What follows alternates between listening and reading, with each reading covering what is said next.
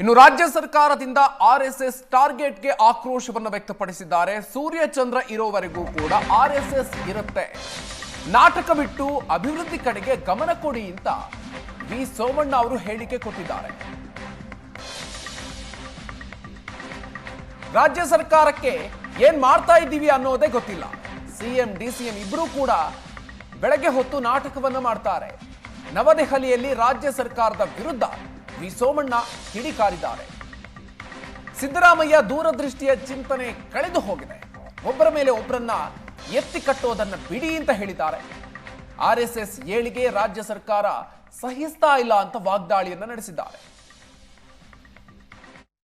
ಈ ಸರ್ಕಾರ ನಾನು ಏನು ಮಾಡ್ತಾ ಇದ್ದೀನಿ ಅನ್ನುವ ದಿಕ್ಕು ದಿವಾಳಿ ಇಲ್ಲದೆ ಇರ್ತಕ್ಕಂಥ ಒಂದು, ಅದಕ್ಕೆ ತನ್ನ ನೆಲೆಗಟ್ಟೆ ಎಲ್ಲ ಒಂದು ಕಡೆ ತಾನೇ ನಾಶ ಮಾಡ್ಕೊಳ್ತಕ್ಕಂಥ ಸಂದರ್ಭವನ್ನು ತಂದುಕೊಂಡಿದೆ. ಚರ್ಚೆ ಮಾಡೋದ್ರೊಳಗೆ ಅರ್ಥ ಇಲ್ಲ. ಸಿದ್ದರಾಮಯ್ಯನವರು, ಡಿ ಕೆ ಶಿವಕುಮಾರ್ ಅವರು ಎಲ್ಲರೂ ಕೂಡ ಸಂಜೆ ನಾಟಕ ಆಡಿದ್ರೆ ಇವರು ಬೆಳಿಗ್ಗೆಯಿಂದನೇ ನಾಟಕ ಆಡೋಕ್ಕೆ ಶುರು ಮಾಡವ್ರೆ. ಖಜಾನೆ ಖಾಲಿ ಆಗಿದೆ.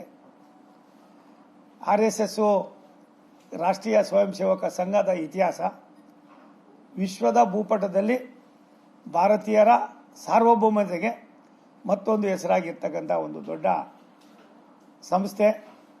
ಈ ಸಂಸ್ಥೆಯನ್ನು ತಮ್ಮಲ್ಲಿರ್ತಕ್ಕಂಥ ಕಿಚ್ಚನ್ನು ತಡ್ಕೊಳಕ್ಕಾಗ್ದಿರ ಇಂಥ ಕ್ಷುಲ್ಲಕವಾದ ಹೇಳಿಕೆಗಳನ್ನು ಕೊಡೋದ್ರ ಮುಖೇನ ಜನರ ಭಾವನೆಗಳನ್ನು